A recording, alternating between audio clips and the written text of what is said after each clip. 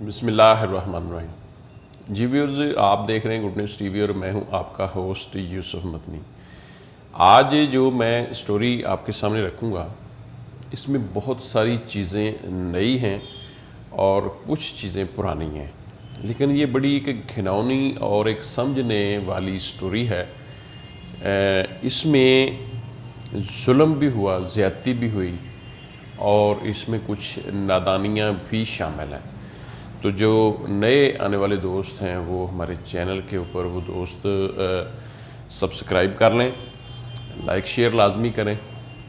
नाजरीन, ये एक स्टोरी है। पंजाब से एक फैमिली कराची जाती है सैर के लिए। उनके साथ एक नौब्याहता दुल्हन भी होती है, जोड़ा होता है, मियाँ बीवी, फैमिली होती है पूरी उनकी उनके साथ। और ये दो बसों में लोग मिलकर कराची सैर के लिए जाते हैं। जब ये कराची पहुंचते हैं तो वहाँ मुख्तलिफ़ जगहों के ऊपर सैर करते हैं। करने के बाद ये जाते हैं मज़ार कायद के ऊपर। अब मज़ार कायद के ऊपर जो घिनौने फेल हो रहे हैं वो मीडिया में पहले भी रिपोर्ट हो चुके हैं, लेकिन इसकी जो घिनौनापन है वो आपके रोंगटे खड़े कर देगा। नाज़रीन, ये दुल्हन है नौब्याहता, फैमिली इनके साथ है। ज़ाहिर है दो बसें गई हैं, मुख्तलिफ़ फैमिलियाँ हैं, हर बंदे ने अपने अपने टिकट्स लेने म्यूज़ियम के हवाले से। जो मज़ार कायद के ऊपर म्यूज़ियम है, वहाँ टिकट्स के लिए हर बंदे ने अपने अपने टिकट्स लिए। ये ज़ाहिर है नौब्याहता जोड़ा था, मियाँ बीवी थे। मियाँ बीवी आपस में अलग थे ज़रा, अपनी गुफ्तो शनीद, ज़ाहिर नई शादी थी। शौहर इसका जब टिकट लेता है तो वहाँ उसके पास कुछ पैसे कम पड़ गए, या ये साजिश उनके साथ की गई है कि उनसे पैसे ज़्यादा मांगे गए, या कोई इस तरह कोई ये भी चीज़ सामने आ सकती है। पैसे कम पड़ गए। वो अपनी बीवी को एक साइड के ऊपर खड़ा करके वो कहता है कि मैं अब्बू से या अम्मी से, अपनी फैमिली से पैसे ले लेता हूँ। वो आगे गुजर जाते हैं, अंदर चले जाते हैं। ये जब जाता है उनको बुलाता है कि मेरे से पैसे जो हैं वो कम पड़ गए, तो मुझे आप पैसे दे दें, मैंने टिकट लेने म्यूज़ियम के हवाले से। जब वो वापस आता है चंद मिनट के बाद, उसकी जो नई नवेली दुल्हन है वो अपनी उस जगह पर मौजूद नहीं होती। एक दिन गुजर जाता, वो ढूंढते रहते हैं। अगले दिन वो पुलिस के यहाँ जाते हैं, दरख्वास्त देते हैं।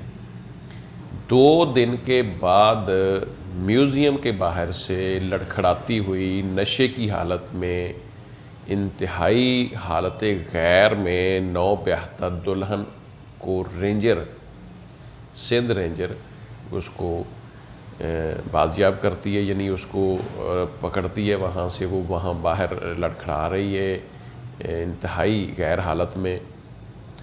रेंजर उसको लेके जाती है पुलिस के पास कि इसका कुछ सुराग लगाओ, ये जिसकी बच्ची है, जिनकी है, उन तक इसको पहुँचाओ। वो बताती है हम इस तरह पंजाब से आए हैं, सैर के लिए आए हैं, ये मेरी फैमिली है, लेकिन वो नशे की हालत में। अब होता क्या है, वो वहाँ ज़ाहिर है दरख्वास्त दी होती है। जब वो जाते हैं तो वो पुलिस के पास, पुलिस इन्फॉर्म करती है, उसकी माँ बाप, उसके बाप ने दरख्वास्त दी होती है, उसके शौहर ने सारे उनके, वो उनको लड़की दे देते हैं। अब लड़की बताती है, जी मेरे साथ 5 लोगों ने 2 दिन तक मुझे नशा पिलाकर, मुझे शराब पिलाकर मेरे साथ रैप किया, मेरे साथ ज़्यादती की, मेरे साथ घिनौना फेल किया, जुल्म किया, और मुझे 2 दिन 2 रातें सोने नहीं दिया गया, मुझे आराम नहीं करने दिया गया। मेरे साथ ये जुल्मों बर्बरियत 2 दिन 5 लोग मुझे नोचते रहे। जब ये बातें फैमिली के सामने आती हैं, दरख्वास्त ऑलरेडी दी गई होती है, पर्चा करवाया जाता है। पर्चा करवाने के बाद ये ज़ाहिर है मामला अदालत में जाना होता है।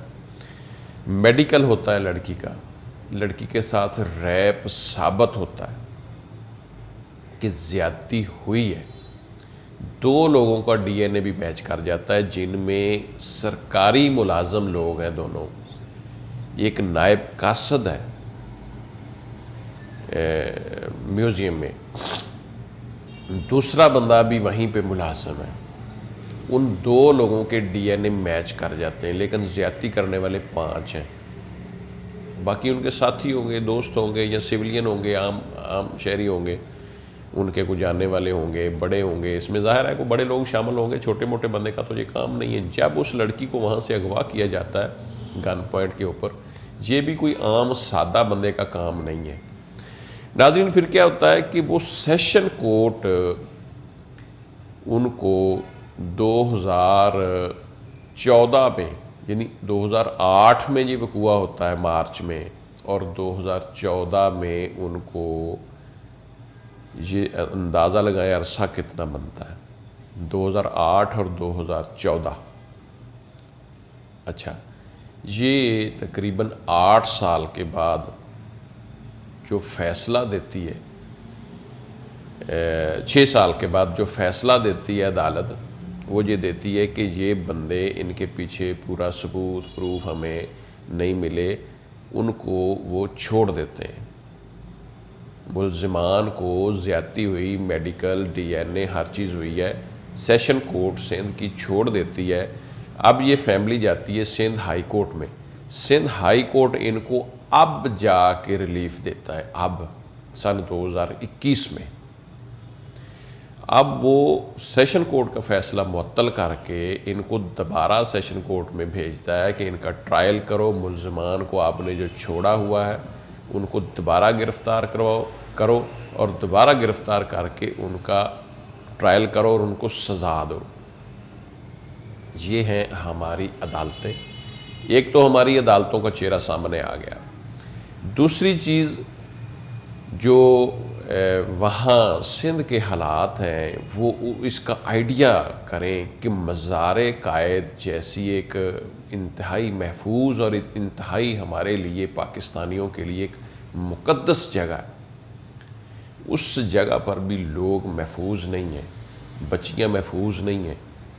और उस जगह के जो उस मुकाम के जो मुलाज़म हैं, जो अमला है, उनका माइंडसेट देखें, उनके घिनौने फ़ेल देखें कि हम कोई पाकिस्तानी इस चीज़ को बर्दाश्त नहीं कर सकता। और वहाँ ऐसे मतलब ज़्यादती के, ज़िना के लड़के जाते हैं, यंगस्टर जाते हैं, इस तरह के वाक़यात रिपोर्ट हो चुके हैं कि उनसे पैसे लेकर वहाँ ये बदफेली करवाई जाती, रैप करवाया जाता, या मतलब कह लें आपस में लड़की लड़के मिल के जो भी अपनी मर्ज़ी से वहाँ बुराई करते। तो ऐसे वाक़यात भी रिपोर्ट हो चुके हैं। अब एक और चीज़ है, वो चीज़ ये है कि उस लड़के ने अपनी बीवी को वहाँ अकेला छोड़ा, तो क्यों छोड़ा? उसको नहीं पता था कि मैं एक दूसरे सूबे में आया हुआ हूँ। बेशक पाकिस्तान का सूबा है, लेकिन जब इंसान दूसरी किसी भी जगह पर जाता है तो एहतियात करता है। तीसरी चीज़ बड़ी एक अजीब चीज़ है। नाज़रीन, ये देखें कि एक पूरी 2 बसें भर के जाती हैं और एक लड़की को उन्होंने अकेले, यानी ये मैं मिस्टेक्स बता रहा हूँ, थोड़ी सी नादानियाँ जो मैंने जिक्र किया शुरू में बता रहा हूँ। ये नादानियाँ मैं समझता हूँ कि उस चंद नादानियों ने उस नौब्याहता दुल्हन की ज़िंदगी को तबाह कर दिया, और जालिम तो जालिम है। तो नाज़रीन, ये देखें कि 2008 का वकूआ और 2021 ये साल बनते हैं जी तकरीबन 13 से 14 साल में अभी तक इंसाफ नहीं मिला इन अदालतों से। और इंटरनेशनली हमारी अदालतों का 128 में से 120वां नंबर है और दुनिया का महंगा तरीन इंसाफ है। बहरहाल, ये सारी स्टोरी हमने आपके सामने रखी है। नाज़रीन, अपने बच्चों को महफूज करें, अपने ऐसी बच्चियों को, दुल्हन जो भी है, अपने प्यारों को बचाएं लोगों से। ये दरिंदों का मुआशरा है। तो आप देख रहे हैं गुड न्यूज़ टीवी और मैं हूँ आपका होस्ट यूसुफ मदनी। लाजमी ऐसी चीज़ों को सोच कर अपने प्यारों का ख्याल रखें, अपना ख्याल रखें। अल्लाह हाफ़िज़।